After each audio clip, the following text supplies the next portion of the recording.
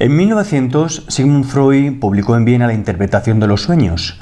Entonces, a través de la interpretación de los sueños, él llegó a descubrir lo que es el aparato psíquico y llega a descubrir lo que es la instancia del inconsciente. Y dice, lo interesante del inconsciente es que ahí están nuestros deseos, los deseos más nobles, pero también los más perversos. ¿Qué quiere decir esto?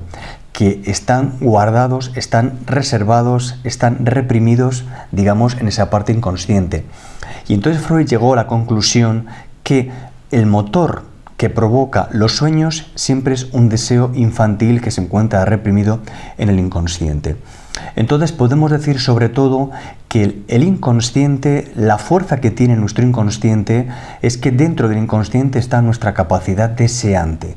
¿Qué quiere decir eso? Que justamente el deseo es lo que a los seres humanos nos hace sentirnos vivos, nos hace avanzar, nos hace ambicionar, pero a veces también nuestros deseos inconscientes son los que nos acaban provocando perturbaciones. A veces nuestros deseos son capaces de provocarnos zancadillas y realmente cosas que quisiéramos hacer las acabamos estropeando. ¿Y por qué? Pues porque todos también tenemos deseos no solamente de construcción, sino que también podemos tener deseos de destrucción, que es lo que en psicoanálisis se llaman deseos de vida o deseos de muerte, pulsión de vida o pulsión de muerte, como veremos más adelante en las siguientes clases. Entonces, quédense o quedaros por favor, digamos, con esta primera noción, que el inconsciente sobre todo es donde se encuentra nuestra capacidad deseante, es decir, nuestros deseos, el deseo, que es el motor, que es la energía por la cual nosotros vivimos, es inconsciente. Entonces el doctor Menasa, el director de la Escuela de Psicoanálisis, en sus estudios dice que para poder entender esta procedencia de los deseos, esta procedencia de lo inconsciente, tenemos que remitirnos evidentemente al momento del nacimiento del niño y su relación con la figura materna. Decimos aquí que un recién nacido cuando nace es incapaz de valerse por sí mismo, es decir, a diferencia de otras especies animales, si tú dejas a un niño solo, nada más nacer, evidentemente en horas se muere. Sin embargo, otras especies como el mono o como lo que es una vaca, cuando tiene un ternero, podemos comprobar que nada más nacer ellos mismos a los minutos se levantan, empiezan a comer y empiezan a moverse. Es decir, que se valen por sí mismos, tienen autonomía. Claro, eso por ejemplo en el ser humano no ocurre. Entonces nos damos cuenta que un niño nada más nacer, todo en él es demanda, necesita calor, necesita comida, necesita bebida, necesita que lo acunen, necesita que lo calmen. Es decir, que todo en el niño podemos decir que es demanda. Entonces, la figura materna es esa figura que justamente va a evitar que el niño muera, es la que va a satisfacer todas las demandas del niño y evidentemente es la que va a calmar sobre todo la ansiedad y el nerviosismo, porque el niño claramente percibe de que hay algo en él que no puede controlar, que no puede manejar y que necesita de la importancia de la figura materna para poder evidentemente sobrevivir. Entonces, ¿qué ocurre? Que cuando el niño va creciendo, a los meses ya empieza a tener las primeras percepciones, se empieza a dar cuenta claramente de lo importante que es la figura materna para él. Eso genera una fuerte dependencia hacia la figura de nuestra madre o hacia la persona que hizo la representación o digamos la función materna, que a veces no hace falta que sea la madre.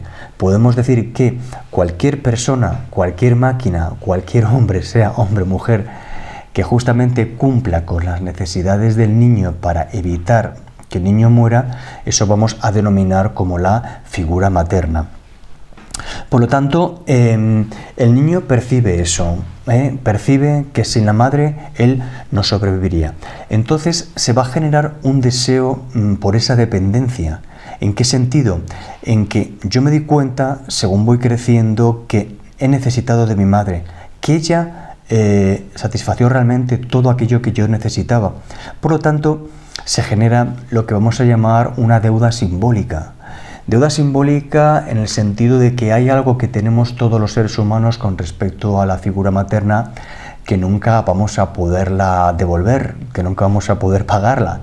por mucho que queramos, porque nos dio la vida, evitó que nos muriéramos y evidentemente nos salvó, ¿eh? Entonces, si estamos todos aquí escuchando este curso, aunque digamos que nuestra madre fue mala y no nos trató bien, evidentemente nos tuvo que tratar de alguna manera positiva para poder estar aquí, porque sin el deseo de ella claramente pues estaríamos posiblemente muertos.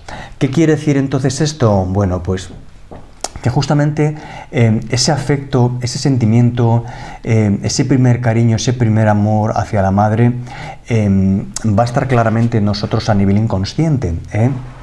Y ese deseo de volver a estar en los brazos de ella, ese deseo de querer que ella nos vuelva a dar esa vida tan placentera que todos hemos tenido de pequeño, ¿no? Antes de tomar conciencia de lo que es el mundo, bueno, pues va a originar en nosotros un deseo de volver a querer, a repetir aquella situación idílica, fantástica.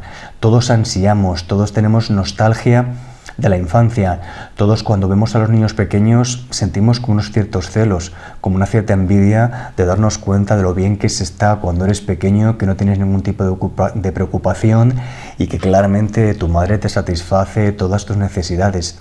Entonces, este deseo, estas ganas de volver a repetir esa situación es lo que en psicoanálisis, bueno, se denomina deseo inconsciente.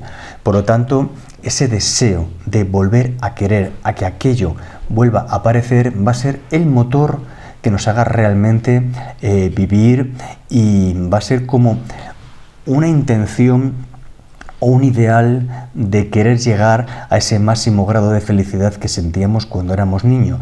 Lo que pasa que luego de adulto nos hace sentir felices otras cosas, pero claramente todos notamos que esa felicidad que conseguimos de adulto que nunca es del todo satisfactoria. ¿Y por qué? Porque verdaderamente el verdadero deseo es que se repitiera una situación que jamás se va a repetir. Afortunadamente, porque gracias a este sentimiento de vacío, este deseo insatisfecho que ya no va a volver a suceder de nuevo, que no va a poder satisfacerse, es lo que va a ser el motivo por el cual nos haga seguir siendo deseantes. Es decir, que somos deseantes, ¿por qué? Porque nuestros deseos son insatisfechos. Somos deseantes porque cuando conseguimos algo, inconscientemente lo comparamos con aquella situación que vivimos con nuestra madre.